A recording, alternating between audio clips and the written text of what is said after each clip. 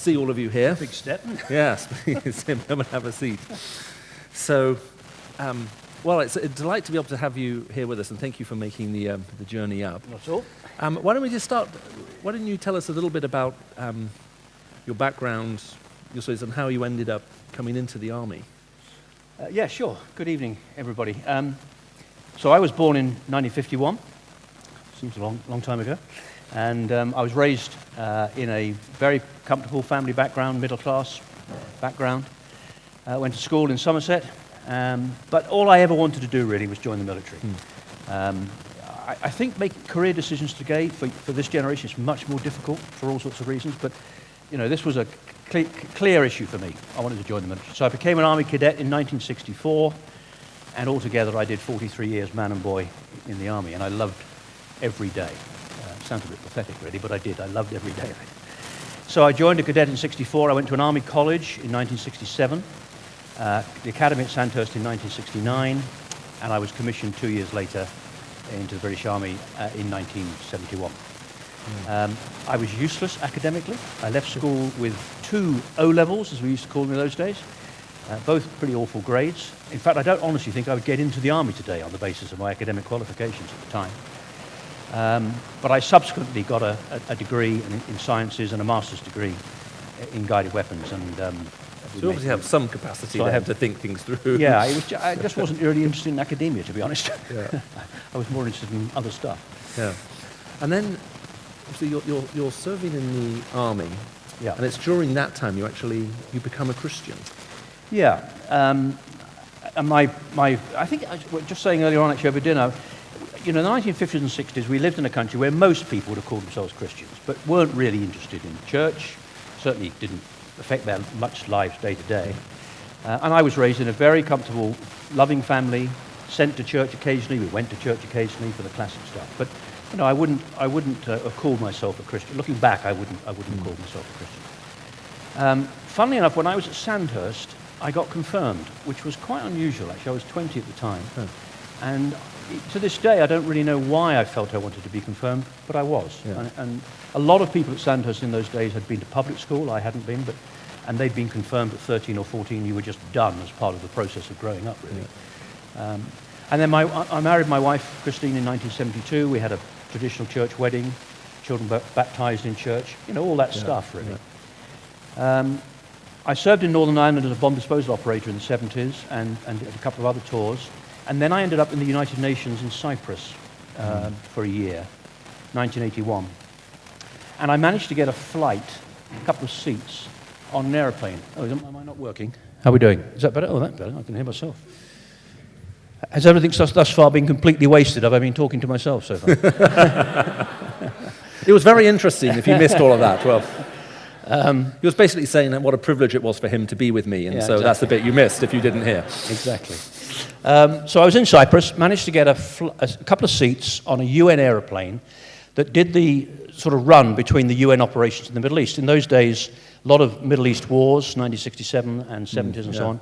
So there were UN operations in the Golan Heights, in the Sinai, and various other places that you will know well, having lived in Saudi Arabia.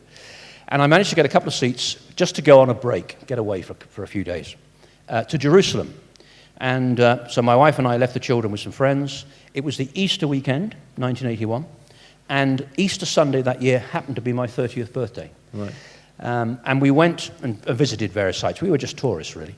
But we did go to the Easter Sunday service at the Anglican Church in Jerusalem, which was very nice, and I remember bits of it. But over a cup of coffee, somebody said to us, "Had you been to the Garden Tomb?" Well, I'd never heard of the Garden Tomb. Some of you may have done it. It's a place outside the old city wall. It's a place where General Gordon from Khartoum, of Khartoum fame, had been involved in excavating the site. It's got a first-century tomb. It's got a wine press. It's got various other things that appear in John's Gospel in particular as the location where Christ was crucified and then put in the tomb. And the guide that day was a retired British Army colonel, a man called Dobby. And I think, forgive me ladies, but I think men in particular need blokes to look them in the eye and give them a hard time really and challenge them and say, come on, let's make a decision here. And he talked through the location and said this may or may not be the place. But he said, if you go and look in the tomb, this first century tomb, he said, you'll see that it's empty. And I have to say, feeling a bit of a prat, I stood up and walked over to this tube and looked inside. I don't quite know what I was expecting to find. But I leant on the doorstep and I thought, actually, it's a pretty important question. I mean, I'd had a bit of background in all of this, so it wasn't coming at it from, nowhere and completely. But I found myself thinking, if this is true, everything has to be different. And if it's not true, then millions of people for hundreds of years have been completely wasting their time. I mean, Paul says in one of his letters in the New Testament, if Christ has not been raised from the dead, then we are amongst all people to be most pitied. And I found that quite a challenging moment. It wasn't quite a Damascus Road experience, but it really did challenge me. And I went away and I debated with friends and so forth. We might touch on that in a minute. But I then, within the space of about 3 months, thought, I have got to make a decision. I can't sit on the fence and think this is all, interesting intellectually and all the rest of it. I need to make a decision. If this is true, I really must make a decision for Christ. And I made a decision as a captain, 30-year-old, that I would become a disciple of Jesus Christ. And were there particular things you think you were wrestling with during that 3 month time? Was it the consequence of becoming a Christian? Was it wanting to be sure yourself that it really was true and that you was reliable? Yeah, I mean, all of that. And the consequence in particular was, if I become a Christian, do I have to leave the army? And we could come on to that in a minute. What would this do to my life? Was I going to end up as a missionary in Africa or something? When I loved the army, and I didn't want to leave. I was struggling with it. But what I found, I went away and studied the scriptures, which I'd never really done before, and I looked at Christ, and what I saw was a bloke who I found extraordinarily courageous, who had an absolute clear sense of identity in who he was, and a clear sense of his purpose in life, why he was here, and a man of tremendous, as I say, moral courage, a man's man, really, who was strong at dealing with the establishment of his day, and yet loving with all of those who society saw as the outcasts and the, in inverted commas, the sinners. So I was really attracted to this character. And then in talking with friends, and in particular talking with Christians, this whole business of, was he the Son of God? Did he really rise from the dead, and so on? And the consequences of that would have to make a huge difference on my life. Yeah. So I don't want to be over the top about it, but there were several times when I thought, actually, I could do without this. I've got a career to run. But in the end, I was seized by it, and I thought, no, I need to make this decision and go for it. Yeah. And then, of course, you did stay. So how did you process that at that time, and in that sense, in terms of calling and purpose for you? Yeah, I mean, it's a big question, and you won't be surprised to know that I, do lectures and talks about, can you be a Christian in the military? And just focusing in on that first, when you study the scriptures, there are some very interesting scriptures.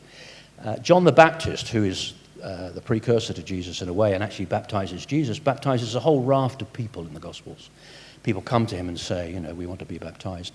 And a group of those people are soldiers, we're told in the Gospel. Yeah. A bunch of soldiers come and say, what must we do to be saved? And I've always felt rather sadly that John the Baptist says, be content with your pay. Which I thought I could live without, really. But he doesn't say, leave the army. Yeah. What I think he's saying to these soldiers is, and knowing the circumstances, is don't abuse your power. Soldiers were not paid well. Yeah. And they would often, supplement their pay by basically threats and so forth with local people. So be content with your pay. He didn't say leave. Jesus then has a whole series of meetings with people, one of whom was the centurion, who comes to Jesus and says, my servant is ill, can you heal the servant? And Jesus says, I'll come with you. And the centurion says, no, you don't need to come. You just need to give the word of command. I'm a soldier, I told people to do this, they do it. Tell them to come here, they come here. Just give the word of command, and my servant will be healed. And Jesus turns to the crowd and says, I've never found faith like this anywhere in Israel. He doesn't say, I'm sorry, you're a centurion, you're a soldier, you're part of the Roman Empire. I can't possibly work alongside you or do what it is you want. Peter then visits a family of a centurion called Cornelius and is called to go and baptize Cornelius and his family, probably the first non-Jewish Gentile family baptized in the book of Acts. which is an extraordinary thing. If the Lord is going to use Peter and the other disciples to go out into the Gentile world, to use a soldier as the first person, is in many ways extraordinary. And then in Luke's gospel, people often say, well, Jesus, of course, was a pacifist. In Luke's gospel, and I know you've handed out a copy of Luke's gospel this evening, early on, Jesus says to his disciples, go out into the world, preach the word, heal the sick, don't take anything with you, don't take any money, and so on and so forth, and they go out and do that. But later on, in the upper room, the night before his crucifixion, he actually says to the disciples, if you haven't got a sword, sell your tunic and buy one. And somebody in the room says, we've got 2 swords. Yeah. And Jesus says, that'll be enough. And we know they carry them into the Garden of Gethsemane. So if Jesus was a pacifist, what's he telling his disciples to buy swords, allowing them in the upper room, and then allowing them to carry swords in the Garden of Gethsemane? So there's a whole raft of stuff there that I looked at, pondered, discussed, and so on. And in the end, it seemed to me, and still seems to me, that the gospel does not say you cannot be a Christian in the military. And further to that, would we have a better British army if there were no Christians in it? I don't think so. And if you can't be a Christian in the military, could you be a Christian in the police force, who have to use force to bring criminals to justice? Where are we going to exclude Christians from? Politics, economics, banking, lots of organizations who are not particularly highly thought of, journalism and so forth. So my view is that God wants Christians everywhere. He wants us involved in every aspect of society and community and so on. And the key issue then, which follows, which we can perhaps come to, is, okay, you're going to be a Christian in the military. How are you going to live that out? What's it going to look like? And where did you find those personal challenges for you? Because obviously then thinking, this is true, I need to accept Christ into my life, and now my life is going to look differently. How do you think you did change after that point? Well, I think in a number of ways. First of all, and going back to this evening, is talking about purpose. It was part of this process was me saying to myself, well, what is the purpose?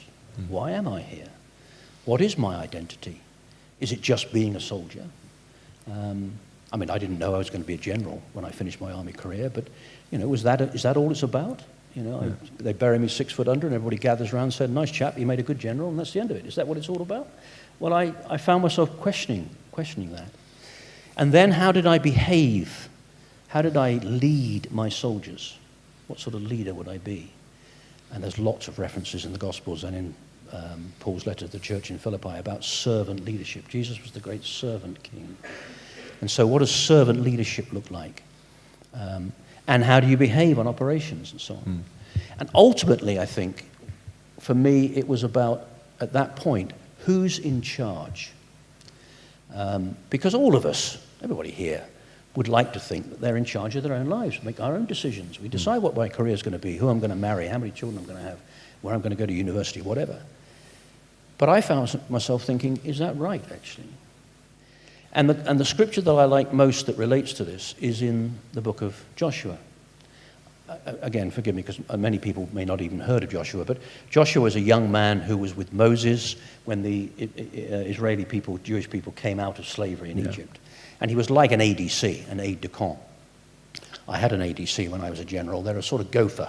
They go for this and they go for that and do all the hard stuff. And my ADC subsequently married my daughter, which wasn't in his job description, I might add. But Joshua was Moses' ADC. He came down, he went up to the mountain when they received the 10 Commandments. He came down when there was the orgy at the golden calf incident and so forth. But ultimately, Moses dies, and Joshua is appointed the commander of Israel to take the people into the promised land. So he's a big character, he's a big player, he's an important bloke. And the beginning of the book of Joshua, about chapter 5 or something like that, chapter 5, chapter 6, it says in quite a few small number of verses that Joshua goes off on his own prior to the first battle for the conquest of the promised land. It's the Battle of Jericho. And to be honest, I've been there. I've been on operations around the world, and I've been on my own as a commander, brigade commander and battalion commander and so forth, going off on my own thinking, are we going to win? Am I going to die? Will I be brave? What's it all going to look like? So I have a very clear picture of Joshua on his own, reflecting on those sorts of issues. And we're then told he meets a man dressed in armor. And he asks a very sensible question. He says, are you on their side or are you on my side? And the man dressed in armor says, no, neither. But as the commander of the Lord's army, I have now come.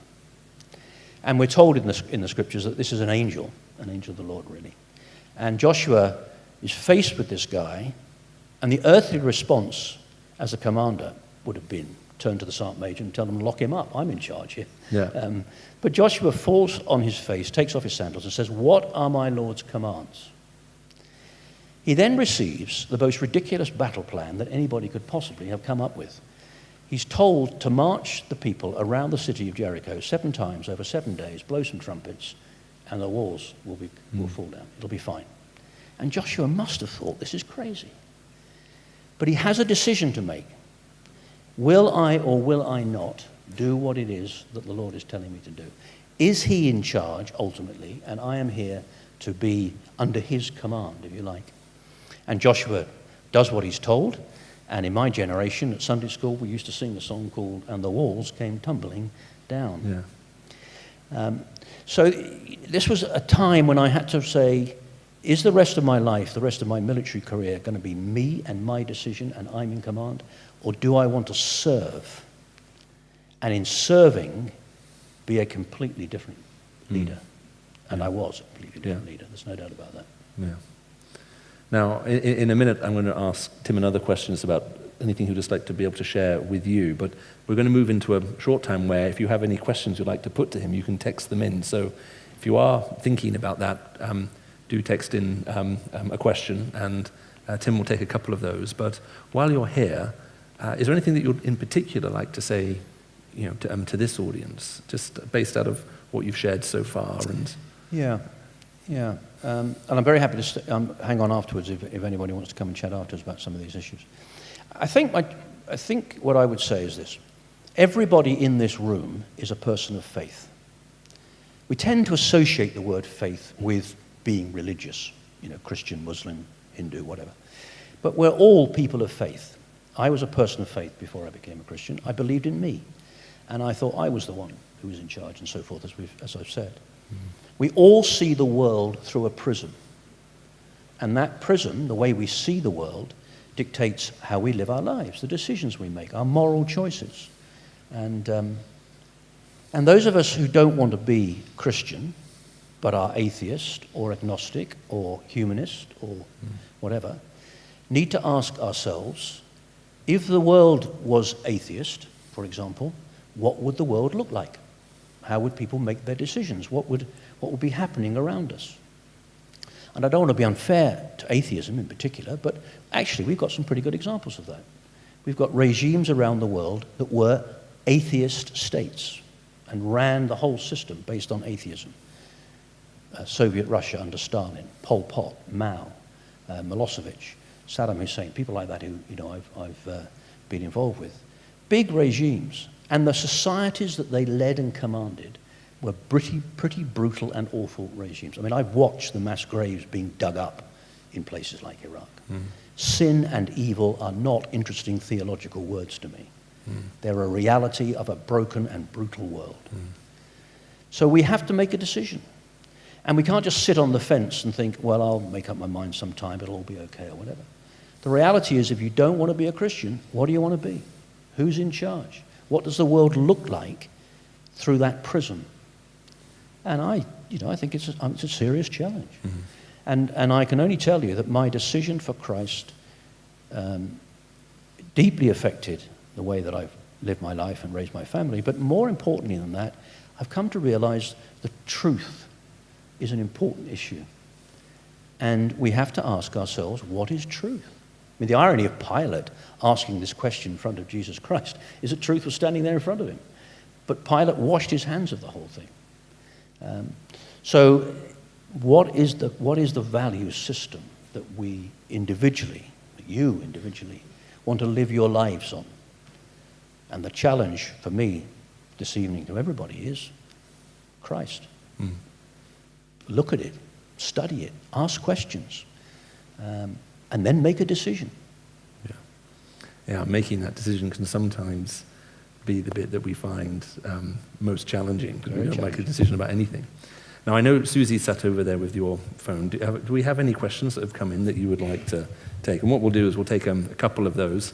And then Tim has very graciously agreed to stay until about 10:30. My suggestion is that when you're talking to anybody who has potential command of an army, that you're careful with how you phrase your questions. But he will has graciously agreed to stay and just even talk one-on-one if there are further. But Susie, why don't you come up and give us a couple of the other questions that have come in. Fantastic. So quite a lot of the questions were quite similar, so I've condensed them into one, which is, have you ever faced a situation, or if you ever faced a situation where you were asked to do something which would clash with, say, the Ten Commandments? The example that's been given is taking someone's life. What would you do, and how do you reconcile that with the Bible? That's quite a big question. How long have we got? Well, the answer is, in specific terms, have I ever been faced with a situation that I believed I was being asked to do something that was, fundamentally against my Christian belief? The honest answer to that is no. I mean, I don't want to overplay the British Army. It's not a Christian army. We've got a lot of Muslim and a lot of Nepalese Gurkhas and other faiths in the army. But the Christian army is rooted really in biblical stuff. So we talk about the moral component of fighting power in the British Army. We talk about these issues, and we use words like friendship and love and so forth. It's a very powerful part of the way we do our business. Now, we, the British Army, I as a brigade commander, for example, didn't wake up in the morning and think, I know, I'll take my brigade to Macedonia. It'd be a good idea. I mean, at the end of the day, it's a political decision where we send our military. So, all the places I've deployed, I've been there at the behest of a sovereign government elected by the people of this nation, and I am a servant of the government and therefore a servant of the people. Going back to my earlier point, the places that I've served, were pretty brutal. I mean, Northern Ireland, I was bomb disposal operator, as I say, disposing of terrorist devices laid by Catholics, Protestants. I've seen the brutality that people do to each other. And I think, I had to ask myself a question: which side of this debate do I want to be on? Ultimately, pacifism, of course, one end of the spectrum, and ultimately being in the military at the other. I came to the conclusion I couldn't be a pacifist, for all sorts of reasons. Because I don't think it's right in a brutal world that we just turn away and don't stop violence, because it is violent. It's a fallen world, it's a brutal world, it's a violent world. Would I therefore be prepared to use force to do something about it? And ultimately the answer to that is yes. And in simple terms, and I know in a way it's a bit trite, but if we left here tonight and we walked down a road and one of the girls here was being dragged off into a side street by some nasty looking bloke, who with evil intention, would I walk past, or would I want to do something about it? Well, I would want to do something about it. It's the simple truth. And if I needed to use force to do that, I would use force. So I am prepared to use force. As I said earlier, I don't think Jesus was a pacifist. I think Jesus was a realist. And I think many of the stories in the Bible reinforce that. Have I found myself in a particular position where I had a decision to make? Yes. And there were a couple I could talk about, but one in particular was Kosovo, when we had tens of thousands of refugees building up on the border inside Kosovo. The UN and aid agencies weren't able to cope, and they came to me and said, would I help? And as a military commander at that stage, we were planning to fight our way into Kosovo. It was undoubtedly, I'm quite clear about this, it was undoubtedly the fact that as a Christian commander, my answer to that was, of course we will help. And my brigade built and ran refugee camps for about 3 months in Kosovo, and indeed Macedonia, and indeed in Albania and Kosovo. So the decision as a Christian in the military about how to use force or how not to use force and how to respond to incidents is something that I have faced on a number of occasions. And they are, in a way, not spectacular, but they're quite big equations. But everybody in this room will face situations where they have decisions like that to make. Passing by somebody who's been hurt or injured, or friends who are going through difficult times in their lives, or something's happening that you need to intervene with. And you have to make a decision on whether you can do that or not. And again, I go back to my point about on what basis are you going to try and make that decision. Yeah. So I'm not a pacifist. I am prepared to use force. I haven't been faced with a situation where I felt this is fundamentally flawed. I did serve in Baghdad in 2003, and we could talk about Iraq and all of that. They're bigger issues, and I'm happy to pick that up afterwards. But I'm not averse to the fact, the reality, that as a Christian in the military, that's part of the business. Well, look, thank you very much. It's been wonderful having you. Why don't we thank Tim for coming and giving us his time. And we will. Fantastic. Okay.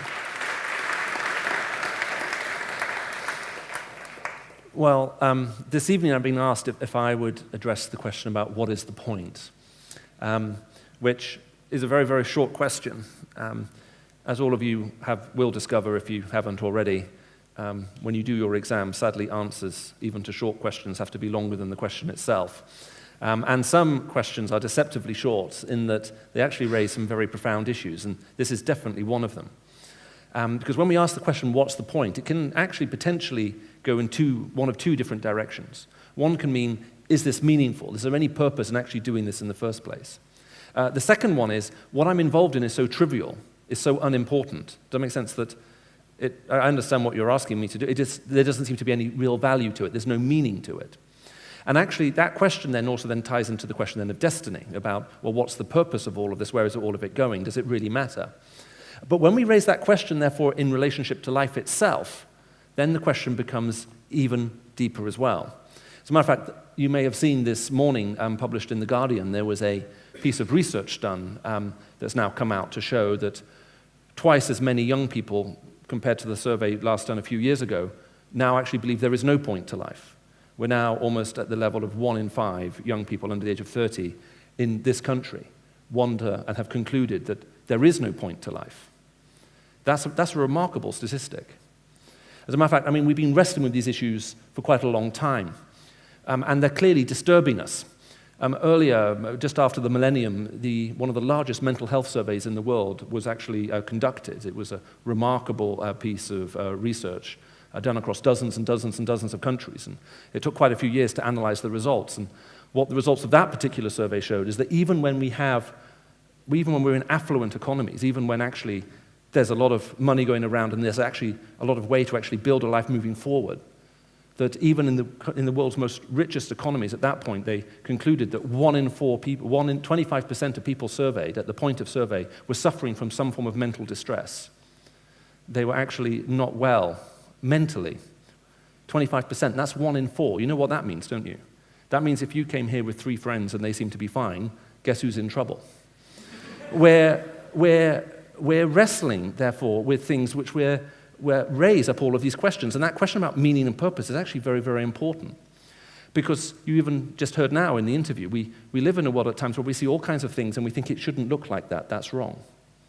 But even when we're dealing with something difficult and painful, if we feel there's some kind of ultimate purpose that we're serving when we're facing it, it's much easier to deal with that difficulty and with that challenge. But in the absence of any overarching meaning, purpose, any kind of bigger picture, we really, really struggle. Now, there are all kinds of reasons, I think, as to why we've begun to question as to is there any form of meaning in this world, for all kinds of reasons. One reason is also that we tend not to ask these questions in the way that maybe we used to anymore. It's, I think, a side effect of a well-intentioned theory where we say, when it comes to the really big questions in life, why am I here, what is the purpose, there are no right answers, we just come up with our own. Well, the trouble is, if there are ultimately no right answers, you have to ask yourself, what's the point in bothering to ask the question? Why bother yourself with a question to which there is no answer? This is what I call the philosophy of Blue the Bear. If you've seen that incredibly stunning piece of cultural commentary in the Jungle Book, in the Disney version, at one point there's this song where Blue the Bear is floating around on a pool with his very ample tummy. If you look at me, if it gives you visual help at this point, with little Mowgli sitting on his tummy, and at one point he looks across and he says, "Don't be like that bee buzzing around, looking for answers that can't be found."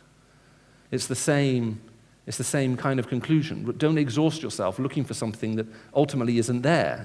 There is no answer. And the trouble is, when you conclude there is no answer, eventually you stop asking the question. And then the challenge with that is when you stop asking the question, you forget what the questions are. And so the hallmark of our contemporary culture isn't just simply we've lost sight of answer to some of these big questions in life. At times we've even lost sight of the question itself.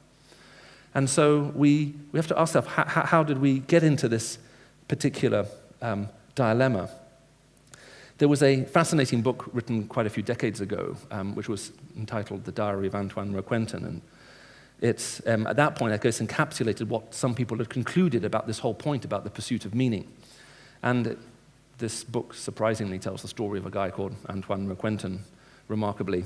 And at one point, he finds himself, he's sort of lying out he's out in the countryside, and he sees a chestnut tree. And as he's looking at the tree, he's asking himself, what's the point of this tree? Well, why does it exist? Why is it here? And as he's looking at the chestnut tree, written into this fictional diary, comes the words, without formulating anything clearly in my mind, I suddenly discovered the key to existence.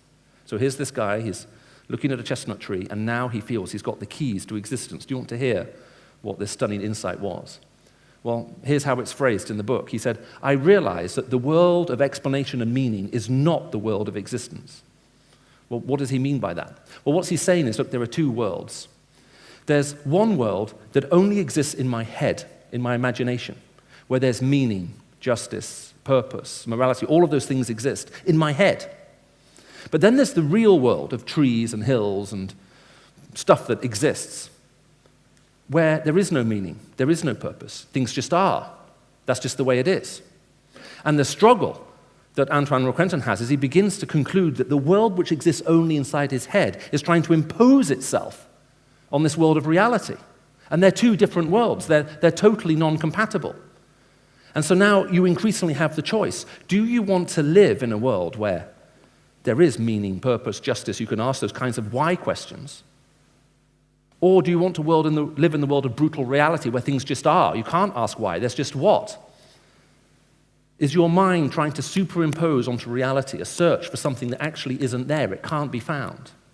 And as Antoine Requentin begins to consider this dilemma he now feels he's faced with, he begins to feel ill. I mean, mentally, emotionally, physically ill to the pit of his stomach, which is why, when that book was first translated into English and published for the first time in the English language in North America, it was republished with a new one-word title, Nausea, written by Jean-Paul Sartre, because that one word seemed to sum up the entire content of the book. Is it actually possible that we're looking for meaning and purpose where, strictly speaking, there is none?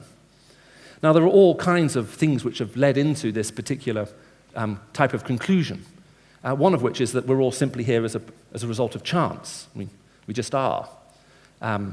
There's nothing ultimately behind it. And some people would argue that science has led itself to that kind of conclusion. But if you've come to that conclusion and you're interested in that kind of thing, then please do take a free copy of Professor John Lennox's book, Can Science Explain Everything, at the back of the room, a pure mathematician at Oxford who's addressed that particular issue. You may find he has something very interesting to say in that. But I can remember myself a couple of years ago, I was in South Africa with one of South Africa's leading academics who occasionally travels over to Oxford and sort of co-publishes works with some Oxford academics. And I was listening to him give a talk, and it was an amazing experience for me. I'm sure now this has all been digitized, but at the time he had this projector that you could, well, not projector, a camera that you could fix onto the end of a telescope, and he used to take pictures of the stars and stuff like that. And in order to give his talk, he'd flown a projector first class in a seat next to him, where he could put these incredible film slides and actually show them on the screen behind him while he was talking. And I can remember at one point, I sort of said to him, I said, this sounds like pretty expensive equipment. And he says, Michael, sometimes people come to me with very fancy cameras, and they say, what do you make of this camera? And I look at the camera and I say, the film for my slides costs more money than your camera. And I remember he was giving this talk, and behind him was this giant screen. It was about 40 foot by 40 foot. Most of you have gone metric, so you need to convert that into meters. But it's a lot of meters. And he put up this, on this slide, this picture behind him on the projector screen, this incredible slide. And it was filled with, you could see just stars. And he said, do you know how many stars are on this slide? He said, if you were to count the stars on this slide at the rate of 1 a second, it would take you 2,800 years to count them all. And I can remember thinking, wow, this guy's obviously really old. Or perhaps he has some kind of computer that does it for him. I don't know, but it's a lot of stars. I mean, it was a beautiful picture. And then he put up another picture of something I'd never seen before at that point. It was a picture of this cosmic pillar of dust, and it sort of went more or less from the base of the projector screen to the top of it, and breaking away from this cosmic pillar of dust. And it's a really stunning thing. If you've never seen something like this, just Google some of the images. I mean, they're amazing. there was this little bit breaking away from this pillar, and he walked up and he put his hands on the screen like this. He said, you see the distance from here to here on this enormous screen behind him? He said, that's the distance across our own galaxy, just to give you a scale about how big this thing is. I mean, it was enormous. And then he put up a third slide, which looked just like the first slide to me, all these little dots of light. And he says, you see every dot of light on this slide. He says, these are not stars. Each one of these is a galaxy. And then he put up a fourth slide, and it was a giant empty square. And he said, if I were to ask you to draw the significance of your existence in relationship to the size of the universe, how would you portray it? Now, have you ever felt incredibly small and insignificant? I can remember at this point thinking, I'm meant to give a lecture after this guy's finished his lecture, and right now I'm thinking, what's the point of life? Why am I here? This is crazy. We need a counselor to come up after this and sort of offer psychological counseling to help people. But he persisted with the question. He says, how would you draw the significance of your existence in relationship to the size of the universe? And then he said, if you were to take a compass, with which you draw a circle, he says, where you have that sharp metal spike on your compass, and you walked up to this giant screen, he said, and you put just one little pinprick in this huge 40-foot by 40-foot square, he said, you would feel that you were overstating the significance of your existence in relationship to the size of the universe. And then he did something which I've never heard anybody do before, which is rattle off from memory the mathematical equations that govern how black holes operate, which was impressive. But then he said something I finally understood. He said, you and I are all carbon-based life forms, and I knew this to be true because I've watched a lot of Star Trek, and we are definitely all carbon-based life forms. And just as a side, if you are concerned about the environment, and Pete was talking about that very eloquently this morning in terms of our quest for justice, this is why I feel that many of you are just far too thin, because as carbon-based life forms, the bigger we are, the more carbon we're storing, and so we're environmental benefactors. And some of you need to take that to heart. And so he said, we're all carbon-based life forms. And then as he rattled off more and more equations and talked about all kinds of strong and weak nuclear forces and dozens of things I didn't understand, he ended up quoting a Nobel Prize-winning physicist who said, we shouldn't be surprised to observe a universe so big. We couldn't exist in a universe any significantly smaller because we need a universe roughly 15 billion light years across in order to allow carbon to exist, because that's the kind of equilibrium you need at that point when carbon becomes possible. And he put the first slide back, his square back up on the screen, this giant empty square. He said, how significant are you in relationship to the size of the universe? And then he pushed a button, a little stick man appeared, whose head was at the top of the square and feet at the bottom, and it filled the whole square. And he said, the universe is the precise size it needs to be in order to allow you to be here. Otherwise, there would be no carbon-based life forms. And I remember looking at that thinking, gosh, I'm awfully glad I'm not alone. But what would it be the case if, rather than somehow being some kind of accident in this universe or incidental to it, there was an intention, there was a mind behind all of this who actually wanted us to be here? If that was the case, that would mean that meaning, purpose in life isn't accidental in life or on the periphery. It's right at the very center of it. And the only way to ultimately discover what that would be for each one of us would be to somehow put ourselves in contact with that Creator, to find that connection with Him. And that is exactly what the Christian gospel actually talks about. It doesn't give you some kind of cookie-cutter formula that I can rattle off to each one of you and say, right, from therefore here's the blueprint, off you go. It's actually a little more profound than that. It's an invitation from God Himself to be in a relationship with you so that you may actually also come to the realization of what it is that He's put you here to be, what it is, that purpose, that function, that role He has for you. And when you discover that, it's utterly incredible. But it's not just science where we've come to the conclusion that maybe we're struggling with the issue of meaning. I actually remember once talking to an academic, and I'm pretty sure he had been a teacher here, but when I met him at a wedding.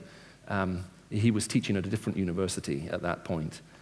And it was at a wedding, and I was on that table where everybody gets put, where they don't know where to put them. I don't know if you've ever been to a wedding and get sat on that table. You've got the top table, which is custom determines who sits there, and then you've got all the tables next to it. And then there's always one table where they put all the random people, and you're on that table because you don't know anyone else. And I looked around and thought, I don't know who you are, and you don't know who I am. So, of course, we spent the entire meal basically introducing ourselves to a bunch of people that we're never going to see again. And the guy sat opposite me. When I got talking to him, I said, what do you do? And he says, I teach, he said, postmodern Spanish history. I remember looking at him saying, well, what's that? And he said, well, Michael, he says, history doesn't interpret itself. He says, all history is, and all history tells you, is what the historian wants it to be. He says the historian imposes their meaning on the facts, and when you read any history book, it doesn't tell you about what actually happened. It tells you more about the historian than the events that actually took place. He says, so history is whatever we want it to be. And I looked at him and I said, that's an amazing idea. I said, is this an examined course at your university? And he sort of sat back in his chair and looked at me, and he said, well, it used to be, but students wrote whatever they wanted to in the exam. I said, well, that's surely consistent with what you're teaching them, isn't it? But we have this sense that we're constantly trying somehow to impose meaning. And the question is a valid one. Are we imposing something that actually isn't there? This is, by the way, why the idea of prophecy is so important in the Christian faith. A prophet is basically a historian in reverse. They don't just simply tell you what will happen before it happens. They explain why. Jesus Christ claimed to be someone who came in the fulfillment of prophecy. In other words, that when God comes to us in human form, there are various things that would happen to help us recognize him, the significance and interpretation of which is already given even before he comes. So when he does come, you don't have to sit around saying, what does this mean? You recognize a chain of events, the interpretation of which has already been given. And this opportunity to look more into the person of Jesus Christ and find out who he is will be offered. After this series of event weeks is over, there will be a course called Where to From Here, and you'll be able to meet once a week and actually ask some of those questions and have the opportunity to look into the life of Christ in detail to figure out if he is who he said he is. Because as Tim was sharing earlier, as you heard, and if you were here at this lunchtime, as Pete was talking about, if Jesus Christ is who he says he is, if he really is God come to earth, that's remarkable. That's incredible. It's very difficult for God to reveal himself to anybody in a meaningful way if you think about it. I mean, I don't know how you would respond if someone walked up to you and said, hi, I'm God. I mean, that's an interesting introduction, isn't it? I mean, even if you were to have some kind of vision of God while I'm speaking to you, so you feel like you've seen him and you hear some kind of voice speaking to you, how do you know we're not pumping some kind of gas into this room that induces those kinds of hallucinations? And that's exactly what you're having. And just in case you're suffering from paranoia, we're not doing that. Although clearly if we were, we wouldn't tell you. But this question then of how God can meaningfully reveal himself is actually a very important one. And the way that's dealt with within the Christian faith is in this whole context of history, reality, something which lends itself to some form of critical examination and also the fulfillment of prophecy. And if you've never looked into it, I'd encourage you to have a look. So the question comes, is it actually possible to be somehow put in contact with the one with whom we can actually discover what is the reason why we're all here in the first place? Is it possible to somehow enter into that relationship? And this, however, probably maybe leads into the single greatest area where we often struggle with the idea of meaning. Because it's entirely one thing to conclude that maybe there is meaning in this world and meaning in life. It's another thing to conclude that it's actually possible to live it. There's one form of absurdity that we often run into in this world, and it's not so much philosophical or historical or any of those things. It's actually slightly more personal than that. It's moral. Often the greatest point of absurdity, meaningless, that we often struggle with in our life, and especially as you look at various great writers down through the centuries, is this whole moral question that they have. I mean, it's one thing to say, look, there is a way we should live, there's something that somehow guides us and leads us and shows us what's the right way to go, generally, but what happens if you constantly fall short of it? Well, that sets you up with a very, very difficult problem to try to solve. I mean, it makes the idea of it almost tyrannical. In my sense, if there's some kind of standard that we're meant to meet and some kind of way we are meant to live, but we're constantly falling short of it, then that puts you in a very, very difficult position. And it does make life feel incredibly pointless. There's no point trying at something which you know you will never succeed at. And that's very often why at times we tend to opt out or give up. If we're absolutely certain we're going to fail even before we've started, there's no point trying. If the bar's been set so high, then what's the point of even trying to give it a go in the first place? And that's very interesting when it actually comes then to how we often think about our lives. One of the privileges I have in the kind of work I do is I get to speak to a lot of business leaders around the world. And one of the huge questions that's come up, probably the biggest single question in business of the 21st century, is to do with the issue of integrity. And as a matter of fact, if you read the financial press, that question of integrity is raised almost every single day, and it's one of the greatest concerns that we currently have, both of the integrity of the system, will it all ultimately collapse, but also of the people in it, who can we ultimately trust? And I was getting ready to give a talk, a series of talks on integrity down in Canary Wharf in London, and I thought I'd get online, and what I'll do is I would I thought what I'll watch is a series of online lectures about ethics and so on to see what people were saying at leading universities around the world. And due to the wonders of modern technology, sure enough, you can watch what most of the leading business schools in the world are saying and most of the leading universities in the world by just simply watching the free lectures they put online. It's very kind of them. But there was one lecture series that I was watching, and I have to say I found it incredibly suspect. And I'm not going to mention the university, very, very world famous. And there's this professor up front speaking to his students. And the statement he made, which I found very controversial, was he said, it's been scientifically proved that all human beings are basically good. When you put people under pressure, they will always do the right thing. And all of the students who were sat in this lecture theatre, you could see them nodding and dutifully writing it down. Well, I was speaking at one of the world's largest accountancy firms to their global leadership team, and I quoted this, and I said, this guy argues that it's been scientifically proved that when you put people under pressure and when the chips are down, we'll always do the right thing. And you could see some of them started laughing, and the rest of them were sort of shaking their heads, saying, that's not the world I live in. That's not what I see. When I go and meet with our clients, they're not saying, yeah, sure, it doesn't matter how much money we lose, just make sure we do the right thing. That's not the world they inhabit. And it raises this very interesting question, because actually most of us dream about leading a very good and noble life. Most of us, at this stage in life, when we're young, we think, I would love to be respected because of the way I live.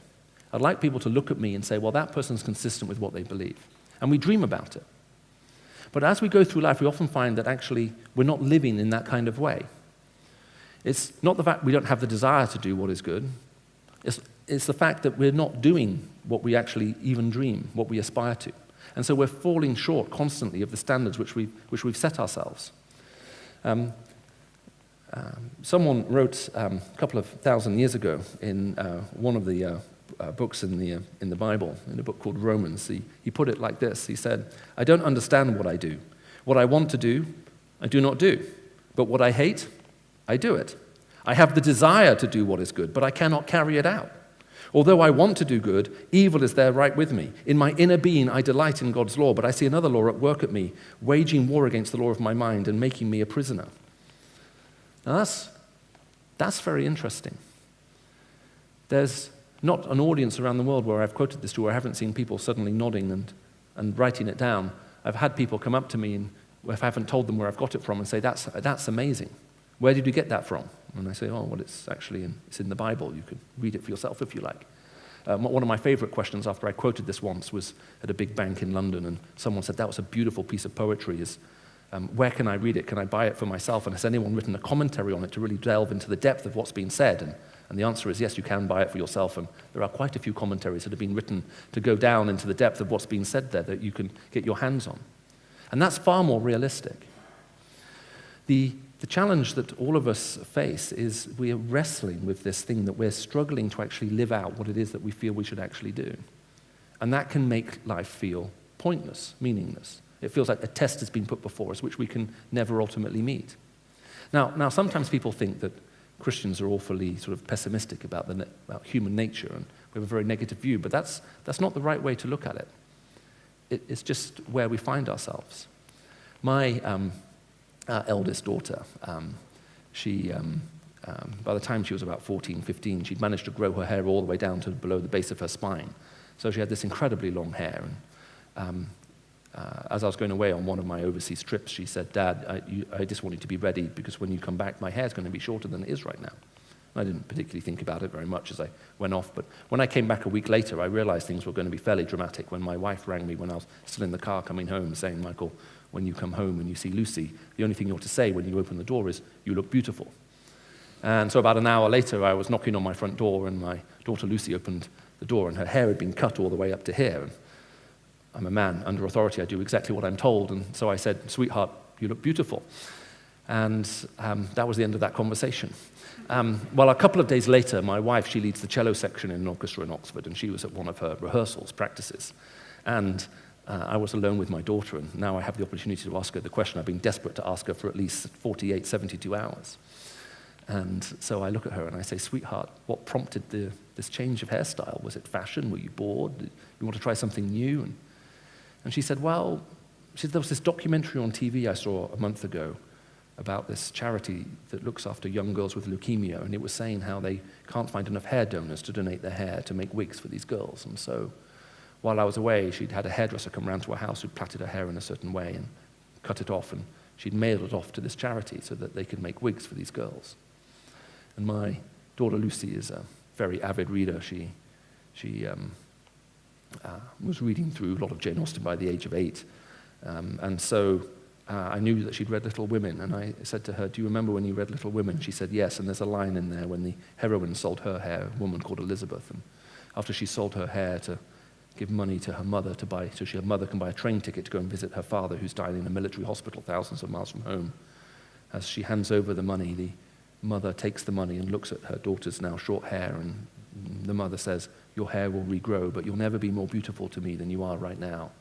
And as Lucy told me that story, it was the only line I could think to say back to her. The human heart is this incredible thing. We can look into it and we see at times this incredible beauty, this desire for nobility and great things. And in the same human heart, we see mixed up with it very often all of these wrong desires and all of these failings. We see anger, malice, lust, rage, all in the same location. It's all mixed up. And therefore, one of the questions we have to ask is, what on earth makes the difference in all of this? And that's really where the Christian gospel has something very profound to say, because it's one thing to say, look, there may be some kind of standard, some kind of moral thing that does provide moral direction in life. But as I said, it's not enough to have it. It can become tyrannical in the absence of the ability to live it. What do you do when you fall short? Does that mean you live with a constant sense of failure, which is what some people think the Christian faith is all about? You know, we all have to feel terribly guilty all the time, and then you can manipulate people through guilt. But that's not actually what the message is at all. Jesus at one point told a very, very famous story. You'll find it in Luke chapter 15 in these little copies of the Gospel of Luke you have. It's on page 50 and 51. And I wish I had time to run through all of it with you, but we'll be here until about 10:30 p.m., which is probably a little bit long. Overly optimistic of me to think that I could hold your attention for that long. As a matter of fact, I lost some of your attention 10 minutes ago, but that's fine. We know who you are. But in this chapter, Jesus tells a fascinating story. It's a single story told in 3 or 4 parts, depending on how you think about it. At the very beginning, at the bottom of page 50, a group of people, tax collectors and sinners, are gathering around to hear Jesus. But the Pharisees and the teachers of the law, the religious crowd, if you like, complain about Jesus. You're welcoming sinners and you eat with them. How can you possibly do that? And then Jesus tells them actually a parable. It's in the singular there, but it's made up of various parts, and each part mirrors what went before and sort of expounds on it a little bit. And what Jesus does, very interestingly, is he introduces himself as a character into his own story. They're complaining about him. How can you associate with these people who've gone so horribly wrong in their life? And Jesus replies, "You're criticizing me. Well, here's my response to your criticism of me." And so actually at each point of this story, he's actually talking about himself. He casts himself as the main character through these 4 parts. And he starts off by talking about a guy who's lost a sheep. And he says, what happens if you have a lost sheep? He says, well, the answer is you go and you look for it. And when you find it, you pick it up on your shoulders and you carry it home. And when you've come home, you invite all of your friends and you say, come and rejoice with me, for I found the sheep that wandered off and got lost. Well, this story, if you listen very carefully, sounds a little bit strange because there's one weird bit in it, which is when the shepherd finds a lost sheep and he picks it up and carries it home. If you've never seen a sheep because you live in a city, they actually come with 4 legs and a nice thick woolly coat. They can grow to be fairly heavy. So when you find a lost sheep, generally what you do is, you would think is, say, come with me. That's the easiest thing to do. It would be like me telling the story about a guy who lost his motorbike, and when he found it, he was so overjoyed, he picked it up, put it on his shoulders, and carried it home. You're sitting thinking, well, gosh, what a nice story, but maybe not the sharpest tool in the box, you know what I mean? Why didn't you drive it? Surely it makes more sense. But the answer to that question is a very simple cultural one. I remember the first time my wife got to see this when she came to visit some of my family in the Middle East. We were on one side of a mountain and we saw some shepherds on the other side. And my wife, because her grandparents used to have cattle and look after them in this country, she said, first thing she noticed, she said, there are no markings on any of the sheep. And I said, okay, we're going to sit down under this olive tree and I want you to watch what happens next. Well, what happened next was another farmer came along with his shepherd, and there were no markings on them either. And then a third one came along. And at this point, my wife turned to me and she said, "This is pandemonium. All the sheep have mingled up and there are no markings on any of them. How are you going to tell the difference?" And I said, we waited another hour because it was lunchtime, so it was just a short lunch, 1.5, 2 hours, short lunch in the Middle East. And eventually, one of the shepherds got up and he walked, let's say 30, 40 meters away. And then he turned around, he gave a little call with his voice, and it was like a third of the sheep were electrocuted. Literally, they were all sitting there grazing, and they all jumped up in the air. And they all looked around, they found the shepherd, and they ran at full speed towards him. And when they got within a few meters, they all stopped and started walking very slowly, eating the grass, walking behind them. Because the shepherd are trained to hear their master's voice. Well, the trouble is when you've trained sheep like that, when they get lost, they get petrified. I mean, they go and hide somewhere, they shake, and they cry pathetically. Every wolf learns to recognize that cry, because once you're in that position, they won't move. I mean, you can come right up to them, and it's not until you touch them that they suddenly bolt. And so once a sheep is lost, there's a this is the jet lag coming in. There's a ticking clock. Who's going to find the sheep first, the wolf or the shepherd? Well, Jesus says, look, the good shepherd, he goes and he finds the sheep. It's very interesting, if you notice in that story, that the shepherd pays the price for the lost sheep. He makes the search, he finds the sheep, he picks up the sheep. The shepherd carries the burden of restoration, and the shepherd carries the sheep home. The shepherd pays and brings it back. And then he says to his friends, "Come and celebrate with me." Just out of interest, when all the friends come to the party to celebrate, who do you think they congratulate, the shepherd or the sheep? They don't pat the sheep on the head and say, "Good, well done for coming home." They congratulate the shepherd. "You're a good shepherd. Well done for bringing it back." And then Jesus, right after this, goes on to tell the story he says, "Or suppose a woman has lost a coin." Now he's comparing himself to her. He says, "Does she not light the lamp, sweep the floor, until she finds it? And when she finds it, she says to her friends, 'Come and celebrate with me, for what was lost is now found.'" And it's the same story. Do you see the pattern? It's the woman who lights the lamp, sweeps the floor, pays the price, makes the shirts, carries the burden of restoration, finds what's lost, and restores it back. When all of her friends come to celebrate with her that someone has now been brought back, they don't come and stroke the little coin and say, "Well done. You're such a brilliant coin." They congratulate the woman. That's amazing what you did. And then Jesus then goes on to compare himself to a father. And he says, look, supposing there was a father who had 2 sons. And he starts to now tell the same kind of story. The younger son comes to his father and says, "I would like my inheritance now, if you please. I've been waiting for a while." Which is a very strange thing to say to a father. It's sort of like he's tapping his watch going, "I really thought you'd be gone by now, but somehow you're still here. So I'm tired of waiting, so cough up, I want the money in advance." And it really doesn't matter what kind of culture you're from, that's pretty insulting. But Jesus takes everything he has, the Father takes everything he has, and you'll see it down there at where it says the little number 12 on page 51. The younger one said to his father, "Give me my share of the estate," and his father gave his property to them. He divides it to both of his children, and they both take it. Well, what happens next is Jesus then tells 2 stories, which are probably fairly well known in this room. But it has the same repeating pattern. The youngest one goes and blows everything he has. And he wants to come back. The trouble is he's starving to death, and he has no money. He's lost everything, so he can't pay the father back. It's not like he can come back and say, "Okay, look, here you go." He's got nothing to give. And so he's starving to death. And where it says little number 16, it says, he longed to fill his stomach with the pods the pigs were eating. He's so hungry, he wants to eat the pig food. He's been a good Jewish guy, you don't want to eat the pig. But he would like to eat the pig food. And it then says when he came to his senses, literally when he came to himself, he says, "My father's hired servants have food to spare, and here I am starving to death. I know what I'll do. I'll go back to my father and say, 'I've sinned against heaven and against you. I'm no longer worthy to be called your son. Make me like a hired servant.'" And it's very interesting to see what's going on here, because it's actually very narcissistic. The guy's starving to death. His primary problem is food. So he's thinking with his stomach. And he says to himself, "Here I am starving to death." He's thinking with his stomach. He says, "My father's hired servants have food to spare." Well, he's thinking with his stomach. So he says, "I'll go back to my father and say, 'Make me like a hired servant.' Well, what do they have that he doesn't have?" And the answer is food. And he's still thinking with his stomach. And it's a remarkable little speech, isn't it? And so he sets off to go back to his father. At this point, he's failed in every possible level that you could fail.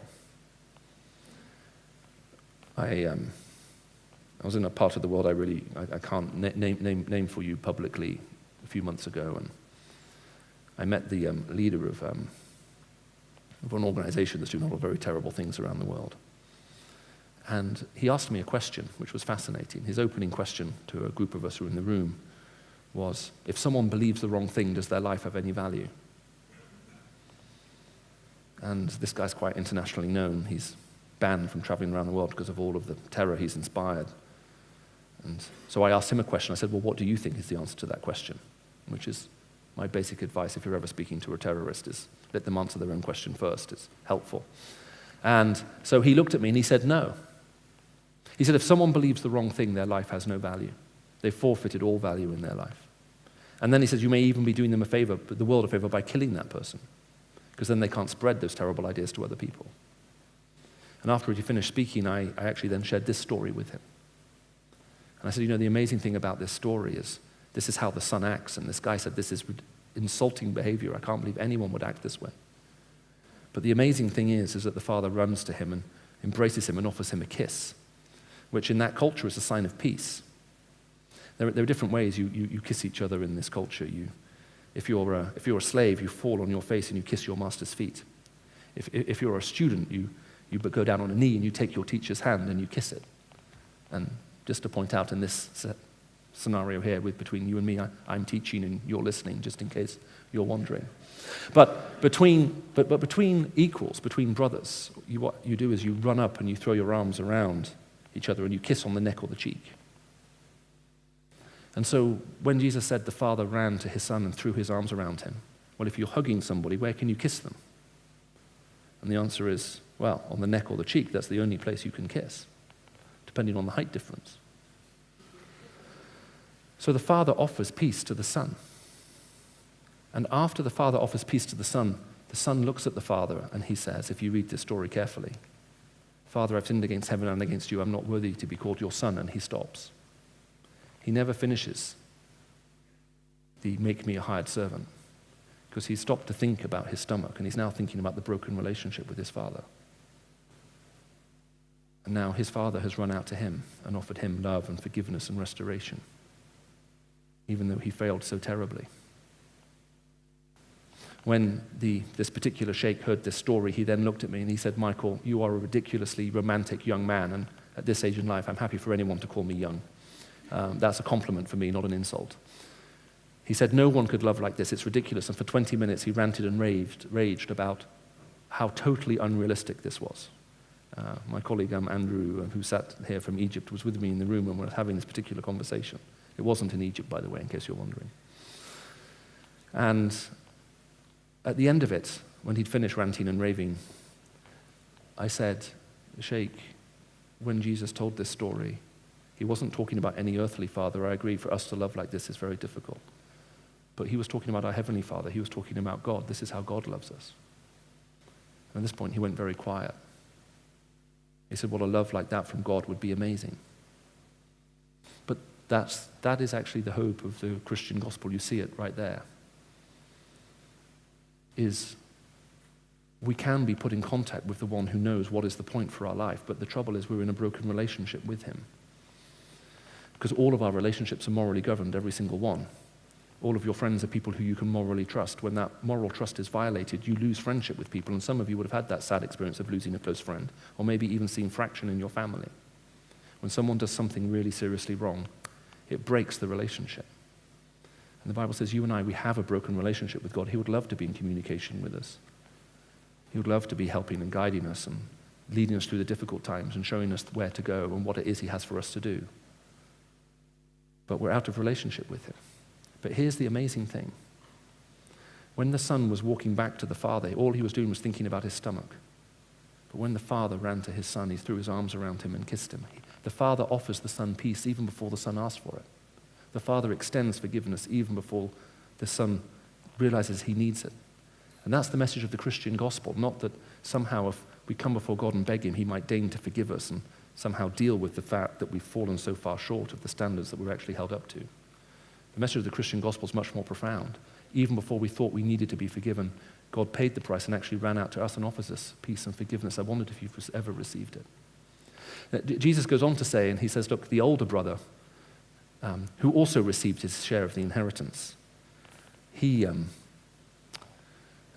as he's coming home, he hears the music and he smells the food, and he stops the little 12-year-old boy. And, well, it's a young boy. The Greek in the text makes it clear he's talking to a young kid. And he asks the question. He says, what is it I can hear? And on page 52, where it says little 27 there on the page, it says, the young boy replies and says, your brother has come, and your father has killed the fatted calf, because he has him back safe and sound. It's very interesting. The son came. Does that make sense? Your brother came back. Well, there's nothing remarkable in that. Does that make sense? That's not the issue. He came back to what? To a beating from his father, to rejection, to a huge family row. What is it that impressed the servant, this young servant? Well, what impressed him was, and your father has received him back with peace and has killed the fatted calf for him. Fatted calf feeds a lot of people. And you may not have seen a sheep, but cows are bigger than sheep. And fat calves feed a lot of people. As a matter of fact, fatted calf probably could feed anywhere between 40, 50, 60 people, or possibly 4 or 5 Americans. But it's an awful lot. It's an awful lot of beef. And interestingly, the older son becomes angry. And the older son comes home and he stands outside his father's house. He refuses to go in, Jesus says. If you read the story carefully, you'll see it's all there. And the father now goes out to meet the older son. Now, let me ask you a question. Supposing you're at a big party and the host steps outside. What do you think everybody in the party does? In the first part of the story, the shepherd finds the sheep and everyone comes to congratulate the shepherd. In the second part of the story, the woman finds the coin, everyone comes to congratulate the woman. In the third part of the story, the father runs out and offers peace to the son even before he thinks of asking it. Who do you think's the hero in the story? Well, it's the father. And that's who everyone's celebrating now in part 4. And now the father goes out to talk to the son, who won't come into the house because he's so angry. Look, I'm sure as good English people, you never have the kind of hot-blooded arguments that exist in the Middle East, and you've never been angry with your mother or father. But even in the Middle East, where this happens quite a lot, you pick your time to pick your fight with your parents. You don't wait until Christmas Day when they have all of their friends and family and they're entertaining everybody, and you come and stand outside the house and you're so angry you refuse to come in and you force them to come out to you in front of everybody. I mean, that tells you something about the relationship between the father and his older son, doesn't it? And so now the older son's on the outside, and the father goes out to speak to him. And the older brother says, all these years I've been slaving for you, and you never even gave me a young goat. And it's a fascinating speech because it's a complete lie. The way this part of the story started, if you remember, was the older brother asked for his inheritance, and in verse 12 it says the father divided his property between them. So they both get their inheritance up front. The father offers it to both of his children, and they both say yes. So when the older son says, you never gave me anything, that's just a barefaced lie. The father gave him everything. And you never gave me anything to even celebrate with my friends. Well, completely untrue. Have you ever been so angry with someone you make things up about them? Well, that's what's happening here. Well, if you're a good Middle Easterner at this point, you're expecting the father to produce a large stick and start beating his insolent son. But that's actually not what happens here. The father now extends the same forgiveness, the same grace to the older son. And he says, well, look, we had to do this. Everything I have is yours. I've already given you everything. But your younger brother was dead and is alive. He was lost and is now found. And the story stops there. It's this unfinished story. It's very often Jesus often didn't finish his stories because he's inviting everyone to write their own ending to the story. In the same way you're being invited to write your ending to this story. We can find ourselves in all kinds of trouble in this life and with lost and broken relationship, either because we're a rule keeper, I'm a good guy, how dare you say I'm wrong, that's the older son's problem, or we're just a known rule breaker and we're a little bit of a narcissist, and we live in a very narcissistic culture, I really don't like living in a narcissistic culture. People don't think enough about me anymore in the way they used to. Some of you understand that. And this is right at the very heart of the gospel. We were all created to be in this relationship with God. It's through that you actually find this meaning, this purpose, this direction, because he actually has something for you individually. But we're not actually in relationship with the one who can actually lead and guide us in that way, because the things that we have done have broken that relationship. But God comes into this world, and he pays the price. He carries the burden of restoration. The father runs out to the younger son, speaks to him. The father puts a ring on his finger, a robe on his shoulders, sandals on the feet. The father pays the price, and the father brings him back into the community. The father pays. And that's exactly the message of the Christian gospel, that God came into this world. We may think at times we're looking for him, but actually he's searching for us. He pays the price. He carries the burden of restoration. He goes to the cross. He pays for what we have done wrong in order to be able to bring us home into that relationship with him. And it's very hard not to fall in love when you see someone act this way. Tim was sharing that you see in the person of Jesus Christ this remarkable thing. He was incredibly strong. Come back to the setting. The powerful people, the Pharisees and the teachers of the law, come and criticize Jesus. How can you eat with these prostitutes and tax collectors? Well, I want you to imagine you are one of those tax collectors in that room. How would you feel now being attacked by these upright leaders in your community and belittled in front of everybody? And Jesus is saying a very stern word to them. Does that make sense? You want to know why I'm doing this? Let me tell you. This would have been shocking to their ears. They're a bit like the elder brother. They're complaining. But see how tenderly he's now also reaching out to the broken. And that's a remarkable skill of a leader, to have such manifest compassion to restore the broken while also challenging the strong. And that invitation is also then extended to all of us. That's what it is to receive Jesus Christ, to receive the gospel. It is to realize the broken relationship that we have with God, the fact that we're out of relationship with the one who can lead and guide us, to thank God that he came into this world in the person of Jesus Christ to pay the price for us, that he carried the burden of restoration. He paid, and he offers us forgiveness as a gift. And when you receive it, you can't help but fall in love with him. That's what happens when you realize the extent to which someone's gone to rescue you. You just can't help but fall in love with them. And that's why, just in case you're wondering, Christians love singing so much. You may have noticed that. It's one of the reasons I really didn't want to become a Christian. I can't sing. I still can't sing. Sometimes when I'm in church singing, people move away from me. But you want to sing, even if you struggle, because there's just such a joy that comes from that. And it motivates and changes everything with you. Well, I need to wrap up what I'm saying because we're running slightly over, and for that I apologize. We've taken an extra 7.5 minutes of your time this evening, which now you'll never get back.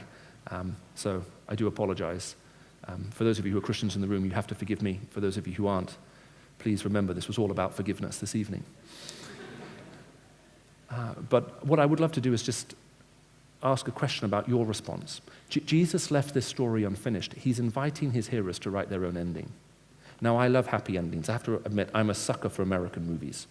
I watch French movies and read a lot of French novels, because I have to, as well as Russian ones. Anyone here reading French existentialist literature right now? Anyone in the room? Zero? Oh, that's a shame. Well, they're not very happy endings, any of them. So I like the happy ending. The ending I like to have for this particular story is that the older son, also confronted by his father's love and compassion, breaks down into tears as well. Make sense? Hugs, comes into the party, and they kill another fatted calf because you can never have too much meat. But there's another ending to this story where the older son says, no, I'm not interested. And that's the sad ending that I don't like. So I'm not going to talk too much about that. And so in that sense, Jesus is inviting all of us to say, well, what's our response to him? And in that sense, there's always been three responses to hearing the gospel from Jesus Christ. The first one is to say, well, no, I'm just not sure this is at all right. The amazing thing is that even when the older son is saying no to the father's still treating him with such kindness. And so that has to be a model that we have to learn from. Even when we disagree, we have to figure out how do we act in a way where we're respecting even the people who are disagreeing with us. And if you are saying no this evening, we would love to talk with you, happy to answer questions, deal with any objections you have. That's why we're here.